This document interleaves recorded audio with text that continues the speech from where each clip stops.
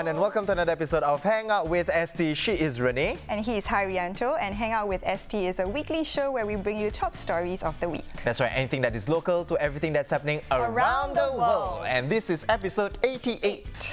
Wow. So nice. And it's nice to have you onto the show. Second time? Yes, second time. All right. And of course, we're coming to you live from the Straits Times newsroom. Yes, so do feel free to leave a comment or two.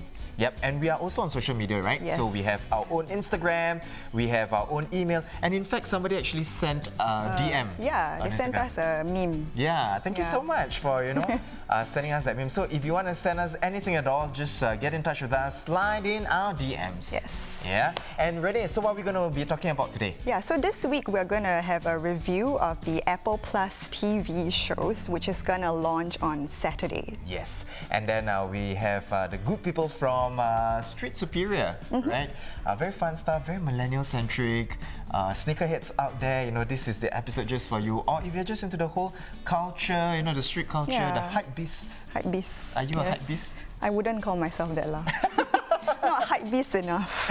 But more importantly, just partake in our conversation. Let us know what you think. Just write in the comments. Yes. Right. Let's see what people have to say.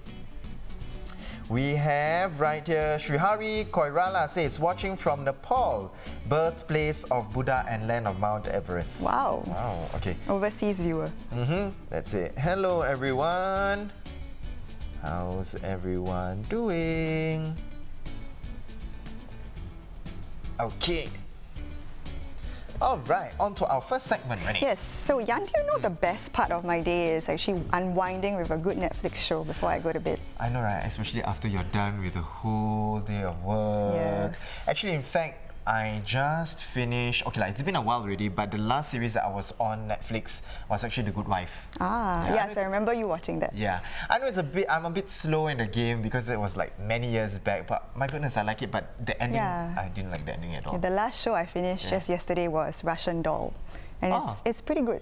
Russian Doll. Yes. Okay, so our producer was telling us Daybreak apparently is good. Yes. So we're going to check that out. But of course, good news for all the couch potatoes out there, right? As pretty soon, you guys are going to be spoiled for choice. Apple TV Plus launches on Saturday in over 100 countries, including Singapore. Yes, and if you have an iPhone, you get a 7-day free trial on the app. And better still, if you've bought an Apple device from September 10th, you get a 1-year subscription. So that is me, actually. Yeah, I can't wait. 1-year subscription. Exactly. I wish I had that. Yeah, now the new streaming service costs less than $7 a month for a family subscription, and that is about half the price of a standard streaming Netflix price, sounds right? pretty enticing. Exactly. But of course, I guess you first need to know what kind of shows there are going to be on Apple Plus TV, Apple TV Plus. And in fact, we have our colleague from Live, actually, who watched two episodes of two shows. Exactly. And she's gonna come on now to tell us about what she thinks. Exactly. So without further ado, let's welcome Jen Lee! Hi! Hello. Okay, come. Hi. Hello, everybody. My goodness. So, Jen, tell us, right? What have you watched so far on Apple TV Plus? Really, so much TV, so little time. But I managed to squeeze in the morning show, which is the flagship show of Apple TV Plus, starring Jennifer Aniston and Reese Witherspoon. Okay. They also executive produced the show, and then I also watched almost 2 episodes of C. I managed to get through almost 2 episodes of C. Wow. Yeah, which is the show starring Jason Momoa. Yeah. Okay. But of course, apart from that, do we know of any other shows that... Yes. For All Mankind, a space drama, Dickinson, based on... it's a reimagining of the poet Emily Dickinson's life. And then there's also, I think there's some children's selections on it. So I think the team behind Sesame Street also created a series called Helpsters for kids. And Ghostwriter is a children's mystery series as well. There are more on the service, but for now it's still quite new. So these are some of the shows that are available on it. So based on what you watched, would you say, what was your review of the shows? Okay, so the morning show, the morning show is exactly the kind of show I like. Like, I love shows with strong women leads. I love, even though I kind of hate the term strong women leads because they're just leads, but I love that show. I love that kind of show. But I have to say,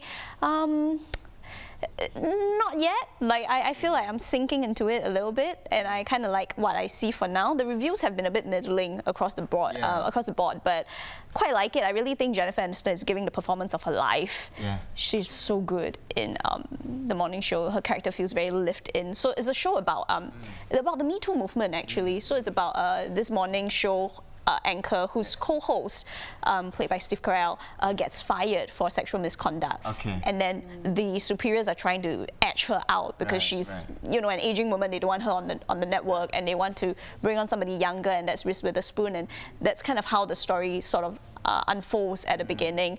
Has promise. I am excited to see what the other episodes bring. So far, it's very watchable. Right. Again, for those of you, of course, who are watching us right now, from wherever you are, right? Really, let us know what are some of the go-to streaming sites that you go to, right?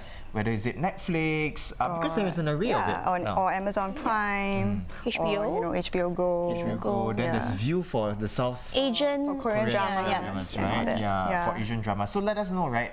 Which are your streaming choices? So you mentioned about the mixed reviews. Yes, right? there have been mixed reviews. Yeah, in terms some of the shows. The shows, what are some of the?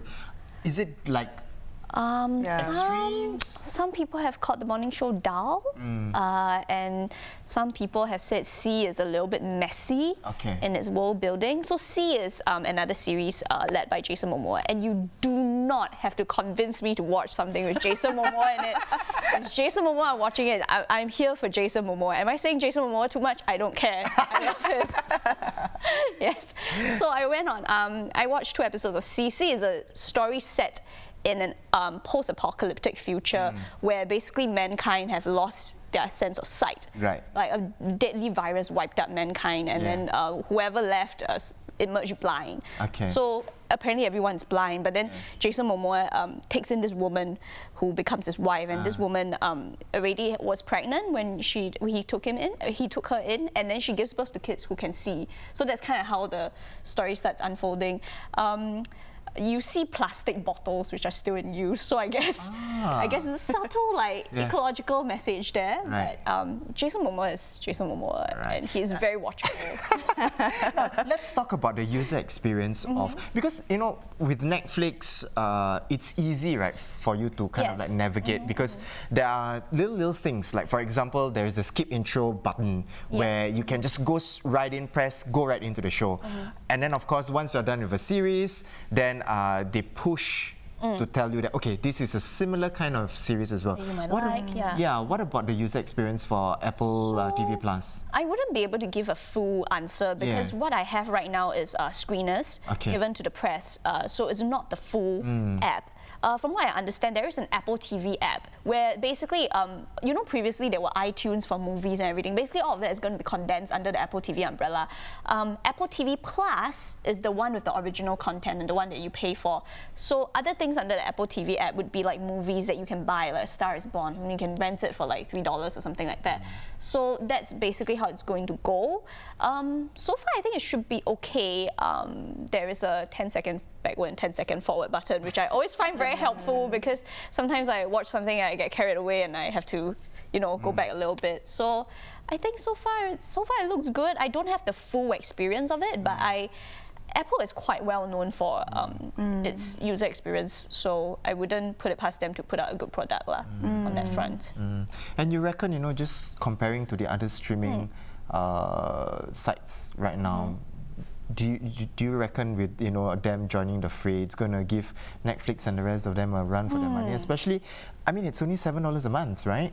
Yes, but streaming is a very interesting topic. I think nobody has really figured out how to make money off video streaming yet. Netflix hasn't actually made money off streaming because producing content is so expensive. They put in so much money to make good shows, and licensing is a lot of money. I think they spend like $100 million just to keep Friends for 1 more year, and that would go off very soon because Friends is leaving for its own streaming network. So streaming is a bit of an arena that people are not very sure what's going to happen to it. But definitely there are more and more players coming. So not just Apple TV Plus. Apple TV Plus is just the newest player. We know Disney Plus is going to launch in the US November 12th. No word yet on when it's going to launch in Singapore, but I'm quite sure. I mean, Disney has made it quite clear that they will launch it eventually around the world. And then HBO Max, I think, is coming soon. I think, if I'm not wrong, I think NBC or Universal has one of those things in the lineup. So that really, Netflix relies a lot on some of the content that they take from other people, you know, like Disney or Warner Media or something like that. And Disney, Warner, all of those big companies, those big studios, they have hundreds of years of content that they can put onto their streaming sites. Netflix doesn't. That's why it's pumping a lot of money to make its own archive. For every Stranger Things, you know, there's 10 shows that you probably don't know about. For every Set It Up or Always Be My Maybe, there are like at least like 5 other rom-com movies that you can watch. So the streaming arena is very crowded. I'm not sure how it will pan out and how companies will survive, but definitely I think they will try and put out very, very good TV so that we can keep ourselves on it. So I ran a story, I wrote a story yesterday on that came out today in the papers on the breakdown of the different streaming services. Apple TV Plus, Apple is very smart, you know. They know that they have a lot of customers who buy their devices. So if you bought their devices from September 10 onwards, you will have a 1-year subscription. Yes, Hairianto, you have a 1-year. Go ahead, go and watch Jennifer. Knock myself out. Jason Momoa. Yeah. Okay. So I don't care. I'm going to try to repeat his name as much as I can. So they're very smart. They know that they have a lot of customers already. So they're trying to give those customers a little bit of like a bit of a head start. Like you know, we have 1 year free. Why not just try it? You know. And I think they're trying to hook them through that, and then maybe through it, you know, they will have put out more content, better content, and they're like, yeah, why not? I'll just keep being on this service since I'm already on it. Then Disney Plus owns everything. Disney owns owns a lot of series that people love. All the Marvel stuff. So I think that would really give Netflix a run for its money, even though I love Netflix because of the variety lah. Yeah, of course. But when those streaming services land, that would take some content away from Netflix. Exactly.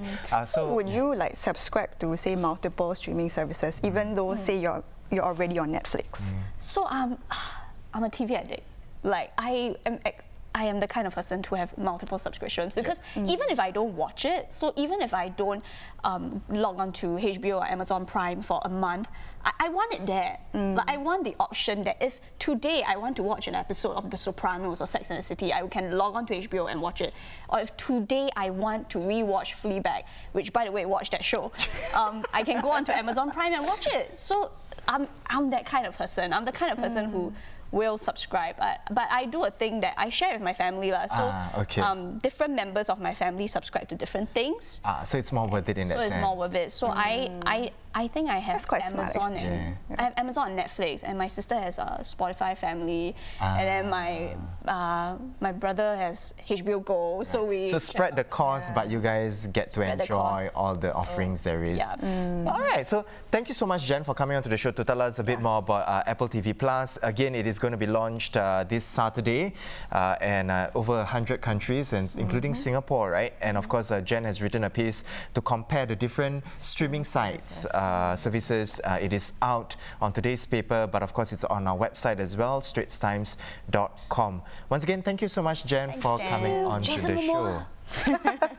Now, let's see, what have people said? We have Rachu Trachu that says, Apple TV to launch in Singapore, good. Ramesh says, toggle quite good too lah. Yeah, that is true, that's true. And Ramesh says, TV addict, Wah liao, no glasses. Someone's excited for Soul Superior segment also. Exactly. So, talking about that, Renee, are you a sneakerhead? I wouldn't consider myself a sneakerhead. I mean, I do own several pairs of sneakers, like Adidas, Stan Smith. I have Adidas Ultra Boost, and I'm wearing Nike now. Okay. Yeah, but that's about it actually. That's about it, Yeah, what about you? I don't necessarily collect sneakers as well. Like, to me, I mean, if they're nice, right? But I can be quite what do you call it? I can be quite extreme. So, for example, what I am wearing right now, I don't know whether you can see. This is my Nike Flyknits. I have 5 different pairs in different colors, right? So you must really like the design. Yeah, I do, because I feel like it's very versatile. It goes with a lot of things, right? With jeans and all that. So I have this, and then of course I have the Stan Smiths. And not to forget, to me, I feel like the OG of sneakers is like the Chucks, right? The Converse, the Chuck Taylors, Yeah, the I Chucks. remember So when everyone was wearing a pair of Converse sneakers. Exactly, and then it has to either be the white one or like the black one, right? Yeah. And it doesn't matter whether it's the high cut or And then some people low have cut. the high top one. Exactly, exactly. Now, different people may collect different things, right? Toys, stamps, or even, you know, video games as well.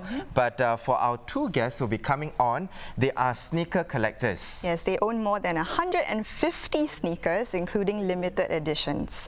And drawing from their passion for sneakers, they have decided to collaborate and hold the first sneaker convention in Singapore. And of course, this gathering of sneakerheads to share their love for sneakers and peddle their wares. But this has evolved to capture the street culture in Singapore, or otherwise known as the hype beast culture. Yeah, Right? Now, so- sneaker collecting has spawned a whole subculture of industry on its own, with some limited edition kicks fetching thousands of dollars. And we have right here in the studio with us, Dexter and John. Now, they are the co-founders of Soul Superior and Street Superior. Welcome, guys. Hi, thanks for having us. Yeah. Okay, so This, by the way. Oh, thanks. A bit dirty. just her shoes only. My sneakers not nice. Just very clean. Yeah. Oh, because I spray. Oh, you spray. I spray. Now, okay, so Singapore's annual sneaker convention started in 2013 with only 1,600 attendees. And then, of course, the first one was held at Zouk. Back then, it was at Jakim Street, right? Yeah. And last year, it has expanded to a 3-day event with more than 100,000 attendees. And this year, it's happening this weekend. Yep. But we want to know first, you know, John and Dex, for you guys, how did it all begin? You know, this love for sneakers, and then eventually, you know, just decided to collaborate and do a shoe convention like that. It's going to sound like a very olden day love story. But actually, interesting enough, me and John, we actually met while queuing for sneakers on Saturday morning. Oh, wow. I mean, we have heard of people queuing for sneakers for hours on end, but back then when we first knew each other, we only queued like maybe 2-3 hours. Yeah. So I remember it was a very early Saturday morning. We were queuing outside at Cine Leisure, left foot, for a pair of New Balances. So you guys ever queue for anything, by the way? Not for sneakers lah. Not for sneakers More for lah. food lah. In general, when you queue for things like for food or what, is it a very social element? Or like, do you converse with people in front and back of you? That's a good question. I haven't really thought about that. If I queue with my friends, then I'll just be talking to my friends though. But not with the other people, I suppose. Yeah. So yeah, it's a rare gentleman that, you know, we struck up a really Yeah. good conversation. Yeah, and then we became friends like while waiting in line for shoes. Oh, Yeah. interesting. Queuing for shoes. Yeah, so I mean, like, generally when you're queuing for shoes, nobody talks to each other. Yeah. Everyone is very angry because, like, you're very afraid the person in front of you will take the size that you up, is it? want. Oh, right, right. And it could be the last size. Okay. But I mean, like, for me and John, we look at each other's shoes. We make shoe gaze first before eye gaze. Yeah, it's called shoe gaze. So we look at shoes, like, oh, nice kicks. Then he was like, yeah, yours too. And after that, we started talking and became quite fast friends. Okay. And after a while, we realized that there was one thing in Singapore that nearly every other like American country or European country had, but Asia doesn't, was a sneaker convention. So after multiple meals and nights out together, we were talking about it, and we actually put forward the idea to many brands, shops, and people in Singapore, influential people. Yeah. But all of them were saying that it's too expensive. Yeah, they didn't buy into the whole idea. And Yeah. I think like basically we just saw something that we really wanted to have as consumers, Yep. and which was lacking. And so we just decided at the point, like after trying very hard to ask various stakeholders, why don't we just try organizing our own, you know? So that's what we did in 2013. Fortunately, 1,600 people came, and Yeah, we were expecting like 200. Yeah. Wow. We were very worried that we would have to like mortgage Mortgage our our houses. house. Mortgage. Or I tell my mom that I would take like a loan out just to pay off the bills. Yeah. But thankfully, the community responded. And since then, we have had a steady growth. Yep. And more new blood coming in, Yep. new people, new faces. And every year we try to give a new experience to all our guests. Right. Okay, so we want to talk about the shoes that you've brought in here for us. the Okay. kicks. Tell us a bit about these shoes. Why these particular shoes, or what sneakers are they? Okay, so for people who know me, I collect mainly Air Force Ones. Okay. All right, because I was very into the whole hip hop, baggy clothes kind of vibe. Okay. Okay. So the rappers kind of stuff. So the Air Force One was the epitome of pick hip it up. hop. Let's All right, so okay. that, yeah. So these are just two of my prized possessions. Okay. As you mentioned earlier, both of us have over 150 pairs. I mean, we lost count. Okay. I'm a bit combined, is it? This is a very safe number. There were more. individually. Yeah, for sure. Individually. Right now. I think Imelda Marcos doesn't come close. Okay. Okay, maybe she has smaller, but still. How much do you estimate the worth of your sneaker collection? Priceless, because at the end of the day, it's not about the resale. It's about honestly, it's about things that it all. I mean, for different people, I think it goes for different levels. For some, it's nostalgia, like things that you missed out in your childhood. So you compensate when you are a working adult, and therefore you have the flexible income, and therefore you cop what you missed out on. That's Actually, these two pairs are actually nostalgic pieces that I wanted to own when I was 18. Okay. So I started.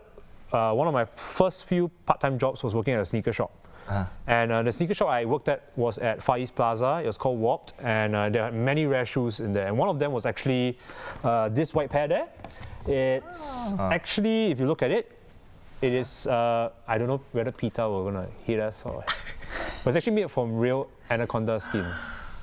Oh no. Okay, but if you're watching this, no I kidding. apologize, but back then, this was put in a glass case in my shop. Okay. And the retail for this when it released in Singapore was a whopping 2,000 Sing dollars. $2,000 just. Sorry, 2,500 Sing dollars. 2.5 just for. Is this your most expensive pair? I didn't pay 2,005 for this. But it's worth 2,000. Value about there, of course. So when I started working, I decided that this was one of the pairs I really wanted. And a few years after I started working full time, a fellow collector in the US said that, hey, I'm going to sell this pair, do you want it? Yeah. Then I was telling him I'm not going to pay $2,000 for it because that's like half my salary, it's not 3/4 of my salary. But I said, no, I'm going to sell you at 2,000, I'm going to sell you like maybe less than 1,000 Sing dollars. So that was the first few impulse buys that I did on such a large amount. Yeah. And so end up I have the pair now, and it is, every time I look at it, it's like, one of the childhood goals. Yeah. And John, you mentioned about nostalgia, and then, of course you talked about, a little bit on the culture of the sneaker culture here. Sure. Just to touch on. Tell us, what is the culture now like for sneakers? Do you see like an increasing popularity for it, especially because now both of you are in the scene and you've been doing Soul Superior for now in its seventh year already. How do you see it has grown? Well, I think like around the time of 2015, I think sneakers hit like a mainstream level with, it used to be like, if you are into, for example, subcultures like hip hop or like basketball, then that's your gateway into sneakers. And but now it's just kind of like has crossed over to for everybody that whether you are in whatever line of work that you do across all demographics, like there's a sneaker for you, and I think you see it on the streets, on the feet of people. Just want to mention a point about you mentioned about hype beast. Like people have that negative connotation, but what if you replace the term hype beast with passionate person? Oh, he's a passionate person about sneakers. I mean, it's like it's kind of like it kind of like it has this like negative connotation, but I think like So what exactly is a hype beast? Like what would you describe someone? So basically someone who's very in tune with the current trends or what hype is, and therefore when you call someone a beast, he's basically like the top of the food chain in that particular field, right? So like you say, he's a beast on the soccer field, he's a beast on the basketball court. So a hype beast back then was someone who was very in tune with the trends. He knew what to wear, what to buy, and basically had a finger on the pulse of streetwear. So it was never a negative term. It's just that now it's being used as a negative term for people who buy into trends very quickly. Like for example, if G-Dragon wears a certain shoe, next day you see a person wearing that certain shoe. So that negative connotation kind of like stuck for this throughout this few. Or if you only buy something because like you perceive it to have like a resale value, like it's going to be, it's something that everybody wants, and therefore I have to get it. Just I don't really understand it. I don't know why it's popular. It doesn't really resonate to me, but I have to buy it because everybody else wants it. So I would imagine then a sneakerhead. I mean, they don't necessarily. Is that right? A sneakerhead is somebody who really loves shoes or really loves sneakers. Yeah, for sure. You don't necessarily have to be buying the most expensive or following the trend. Whether you have 1 or 2 pairs of shoes or even 3,000 pairs of shoes, as long as you like wearing what you like, you're a sneakerhead. It's just like anyone who you wear certain clothes, you're a fashion person. Right. Now, of course, this year's installment of Street Superior will be held this weekend, in fact, on 2nd and 3rd November at Scape. So Dex and John tell us, apart from it just being a convention for sneakerheads to gather together, it has expanded over the years as well to capture the street culture in Singapore. And you have different vendors as well, very millennial-centric kind of event where all these millennials, they come together, they even peddle their wares, and you also have the other, spun off different subcultures as well. So what more can we expect from Street Superior? Well, we have our own merchandise for one, free plug. Merchandise, free plug. But I mean, we also have like a lot of people that like things like toys, for example. And I was very privileged to be invited to a yo-yo tournament a couple of months back, and all the kids were all dressed super fresh, like with all the hot brands and all the hot sneakers, and I was just so amazed by it. And for a lot of the kids, like the gateway into sneakers is from yo-yoing. So yeah, we're going to have a yo-yo tournament, we're going to have a dance tournament, we're going to have toys, there's going to be a toy convention there. And this year as well, we're trying to integrate technology because it's the whole modern theme now. So technology is a very big aspect that we're pursuing this year in Street Superior, because everyone hates buying fake stuff, right? So we had the privilege of working with a company to actually provide a technological advance that allows people to verify the authenticity of shoes and product. So that's where we are trying to help, we're trying to move with the times as well. Because the future will be digital. Right. So with this year, we're trying to introduce VeChain, blockchain technology into sneakers, collectible toys, collectible yo-yos, merchandise. Okay. So you know that what you're getting is the real deal. You're not going to buy any fake stuff. So it's really just not just about sneakers. It's also going on with the times, catching on with times, and technology as well. Very exciting. And of course, talking about yo-yo, like what Dex and John mentioned here, talking about yo-yo and toys, we actually have a yo-yo expert and a toy maker as well in the guest. Can we welcome Hans and Jeffrey? Okay, we have to move a little bit. Yeah, we're very crowded. My goodness, it's very exciting. I know, right, Jeffrey? I mean, these sneakers, they're what, 2,000 plus, right? Yeah, I mean, you can throw them around, no worries. You do? Yes. You don't display them in a glass case. Do you know the term breaking necks? Breaking necks, Yeah, so basically when you walk down a path and people do a second look, right? Yeah. And they look at what you're wearing or the shoes that you're wearing. That breaking necks moment is priceless, bro. Okay. So right here we have, of course, Jeffrey. Now Jeffrey right here, he's a toy maker, and you've brought your toys here as well, some of them. I know that you have a whole collection. I saw a picture of it. It's like a room. Marie Kondo. And of course, we have Hans right here from Springwords. Now, Hans is a yo-yo expert. But we will start with Jeffrey first. Tell us, about this toy collection that you have. How did it all start for you as well? Probably a deprived childhood. So sad. I mean, I didn't really have that many toys when I was young. I think as Dexter mentioned earlier, so as you started earning a bit of money, that's when you started buying your lost childhood. And then as you buy and you buy and buy and you accumulate, and here, this is where I am. So, and tell us about the toys that you've brought along today. Okay, there are a couple of toys that I brought today. So this Dragon Boy Super is actually by this artist based in San Francisco. So it comes with a little pup. So it's done in our usual favorite black and gold colorway. And then and this is not done by you?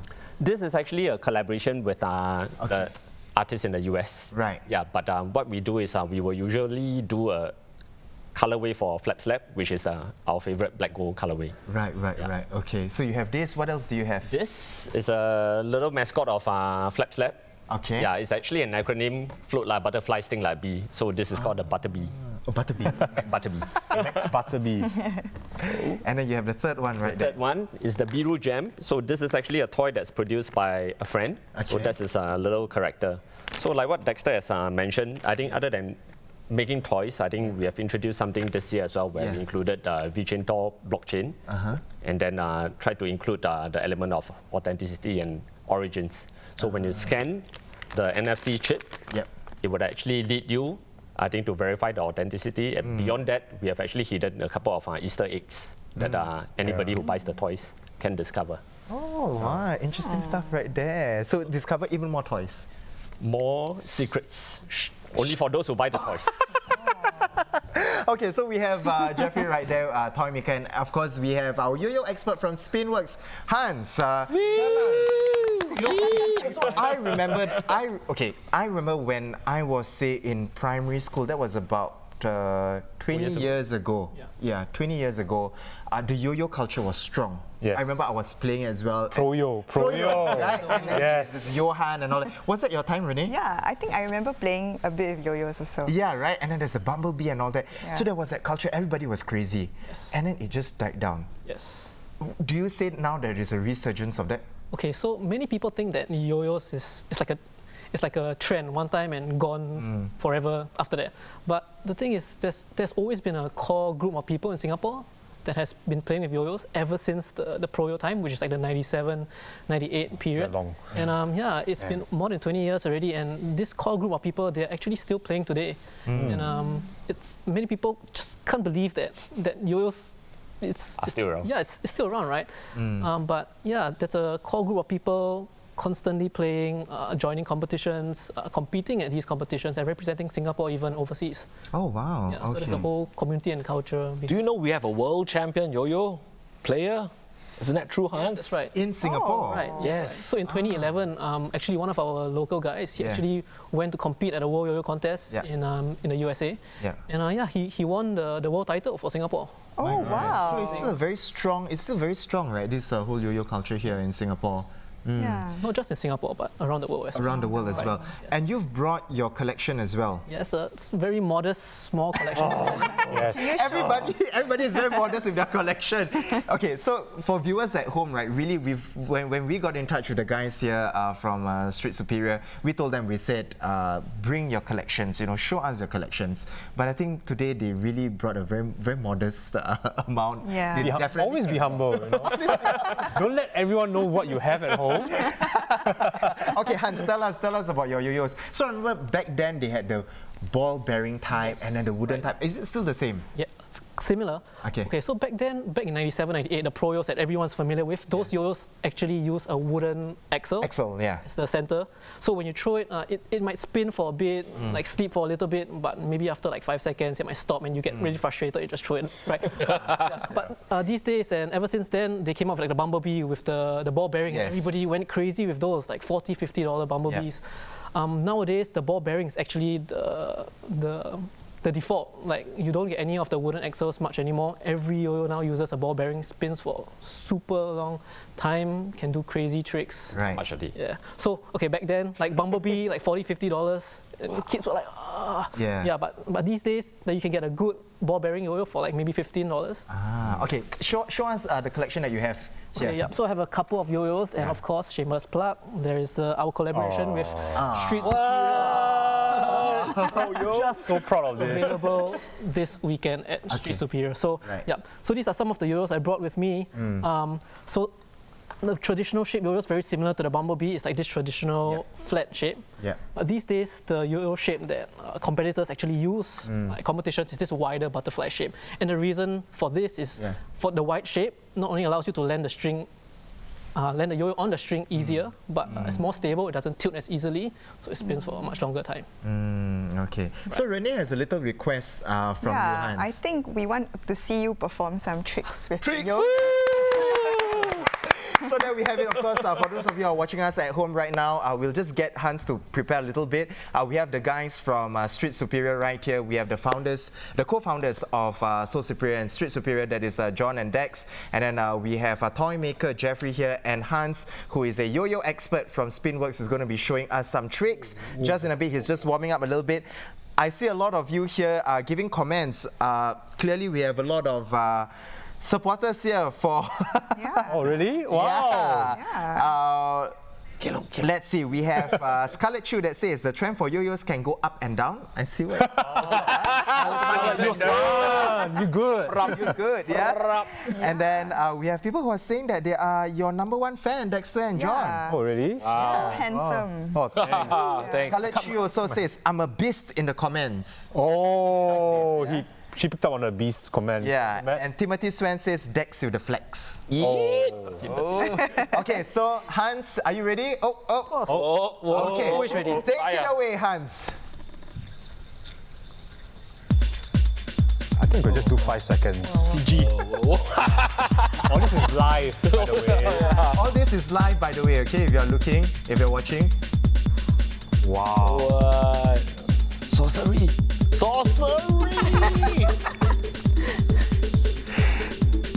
I'm very nervous because that the yo-yo was not spinning. Demo. I can't do that after. Oh, Renee, try. You can be the first one to try with our yo-yo. Our bro-yo. Bro, let's hear it. Hans, what would you say? Okay, could you just do like, the one that you feel is the most difficult? Wow, that's a very, very tough. That's a very, very tough one. Oh, just all of them are easy. Okay, No. but there's this trick that took me a really long time to master. Okay. Oh, Because wow. usually the yo-yo just travels on one single plane. So you've seen me do tricks, but it's just like around. Yeah. But this trick actually makes the yo-yo go 360 off its axis. So it's a pretty cool trick. So like this, and you see the yo-yo will. And that trick took me so long to master because it's off plane. So there's a lot of control involved with the trick. It's really difficult. Took me maybe 3 months.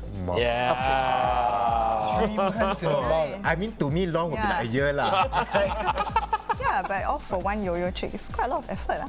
That is true, yeah. All right, well done, Hans.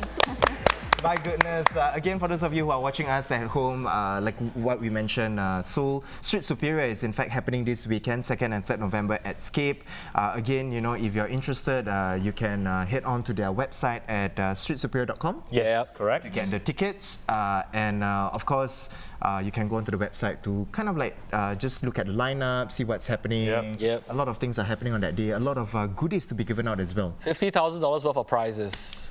Wow. 50, not 15, huh? Yep, 50. $50,000. And of course, for those of you sneakerheads, I know this happens every year. There is the sneaker lucky draw, like a giveaway. Is that going to happen also this year? $50,000 worth of prizes. Yeah. So who knows, you might just be the lucky winner walking away with that, right? And of course, keeping up with times, like they mentioned, digital, you guys have an app as well. Yes, that correct. tells what is going to happen during the event itself. Yeah.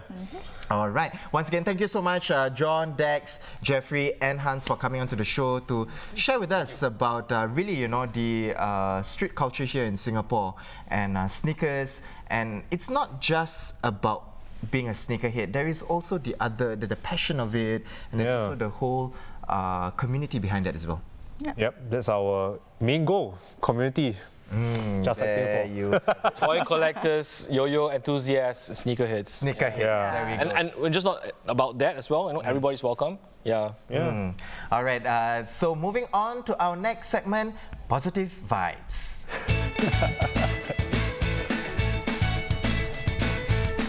All right, of course, there's so many negativity going on in the world. We would just like to share something that is heartwarming, that warms the cockles of your hearts. Yeah, so for this week's Positive Vibes, we want to highlight an advocacy group that raises awareness of youth suicides. So Please Stay was started by a group of bereaved mothers who lost their children to suicide. Yep, and do you know suicide is the leading cause of death for young people aged 10 to 29. It's become a prevalent problem, especially among teenage boys. Now, Please Stay hopes to use a whole of society approach to engage at-risk youth through their schools, policymakers, and the wider community. Yeah, and I think for me personally, I've seen how mental illness affects the people I know. Yeah. Whether it's through their personal relationships or through their work. So I think it's quite a good initiative to, really just start a conversation, and just be more interested in the people around us and be supportive. Definitely. Yeah. So there we have it. That's our positive vibe story for this week. Now, ending things off on a light note, this is Game of Memes.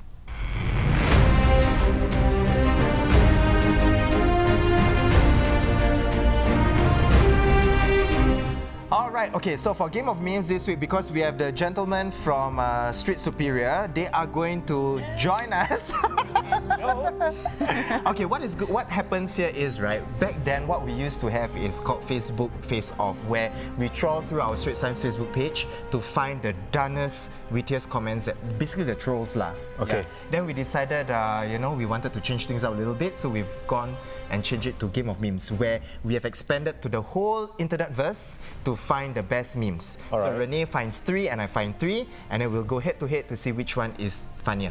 All right. So you guys will get to vote later on which one is funnier. Okay? Okay. And of course, for those of you who are watching us at home, you guys get to vote. If you think Renee is funnier, you type in R. And if you think Hairianto is funnier, type in H. Okay, let's go. Renee, you go first. Okay, so this first one is, it's quite, I think if you play like 90s, you know, if you were a 90s kid and then you played like your Windows PC game, you would know this. Yeah. Oh, okay. Wait. I get it. Have you ever won solitaire before? Yes, Okay.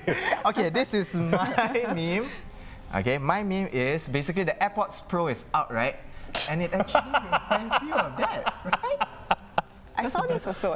Yeah. Yeah. You don't think it's funny? Yeah, I did, but then like you already put it in, then I was like, I cannot put it in also. Okay, so if you think that Renee is funnier, you type in R. If you think Hairianto is funnier, type in H. Okay, so we'll get the gentleman. Okay, just a quick round. Which one's R or H? I like carnivorous plants, so R. R. H. Next one of you. H as well. H. H. We'll go for R. One supporter. Okay, second, don't worry. So this is the first round. Second round, let's go. Second round, okay, I'll go first. So this is basically about the meme that's been going around about the cat. And I don't know whether you guys know, this is the shouting lady. The angry woman. Angry woman, and then the cat comes back, right? So this cat has a Twitter account that says, "Y'all need to stop making up memes with my pictures. I never said any of those stuff. I'm a good cat," Yes. right? And then the angry woman Twitter account replied, "Yes, you did." And then the cat replied, "Oh, you again." Yeah. Okay. Because they are memes in themselves also. Correct. Yeah. I get it. I get it. Memeception. Layers, bro, layers. Yes. Okay, Renee, you go. What was my second one? Oh yes, this one. Piano. So this is, it says, I can't even see what it says. What is What is your secret to always staying down to earth? And then he says, gravity. You know, because Keanu is such a humble celebrity. Yeah. Whatever he says, you believe. Yeah. Yeah. Correct. Whoa. Okay, so if you think that Renee's meme is better, you type in R. And if you think Hairianto is funnier, type in H. Okay, let's go round. Hans, what do you think? R or H? Sorry, Hairianto, I have to give it to R again. Oh, not bad, huh? Okay, Jeffrey? R. Dexter? R. And R as well. R. Okay, Oh, never mind. no. We have our third round. Third round. Okay, Last third round. Let's go. Last round. Renee, you go. Okay, Okay, this is a play on how sloths are really slow. Okay. Yeah, this was actually shared by some of our colleagues at lunch earlier. Okay. Yeah. Do you get it? I don't. Okay. The chick became a chicken because it's Right. so slow. Yes. The chick grew up. Yes. I don't get it. Waited so long that the chicks became the No, chicken. because Okay. yeah, he's ordering the pizza, right? Right. And then Oh. when it comes- Oh, right. Okay. they're already like grown. Oh, the sloth is the delivery. Yes. Goodness. Okay, I get it. I think your reaction is more funnier. Now I feel like I'm the sloth. Okay, my meme. This is entrepreneur, an auntie who makes it her business to mind other people's businesses. I'm pretty sure we all know an entrepreneur I know many. Yes. in our lives. Yeah. Yeah. There we have it. So if you think Renee's meme is funnier, you type in R. And if you think Hairianto is funnier, type in H. Okay, we'll go round. Okay, John. The sauce is weak on this round, but I will give it to R. R. Okay, Dex. I like H. Okay. All right, I like H. Okay, Jeffrey. R. And Hans? I love wordplay, so H. Yes. Okay. Hi. It's a tie. Okay, so we're gonna let you guys at home, take some time to just put in your last votes, right? And in the meantime, we will read some comments. We have a lot of comments coming on here. We have Carlo here that says, "Hey Dex, I've been to Seoul Superior since day one, and I'm sure you know, and I have to miss this year. Wish you all the best for the event." Oh yeah. Thank you so much, Carlo. All right. Next year, come back Yeah. next year. Oh, Joey Hysteric says, "Why you mention everyone's name except mine, Mr. Host? I'm sad." Now I've mentioned your name, Joey. Hey, unknown pleasures, Joy Division forever, bro. And Daniel says Yeah. he wants to be a yo-yo maestro when he grows up. Oh wow. Come this weekend, he will teach you personally. Okay, so you heard it from Yeah. the co-founders themselves. All right, so we're going to close our voting yes. in 5, 4, 3, 2, 1, and the winner is... Drum. Oh wow.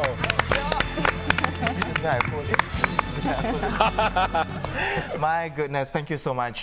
We hope you guys enjoyed this week's Hangout with ST. Of course, for more news and videos, do log on to our website at straitstimes.com. Yes, and we're also on social media, on Facebook and Instagram, and you can also email us. Exactly. And of course, we'd like to thank our colleague Jen earlier on who told us, who shared with us a bit more about the Apple TV Plus. And then we have the gentleman right here from Street Superior happening this weekend, 2nd and 3rd November at Skip.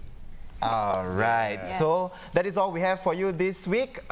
Tune in same time next week, as well as same place, that is 8 p.m. on Facebook, Straits Times Facebook page.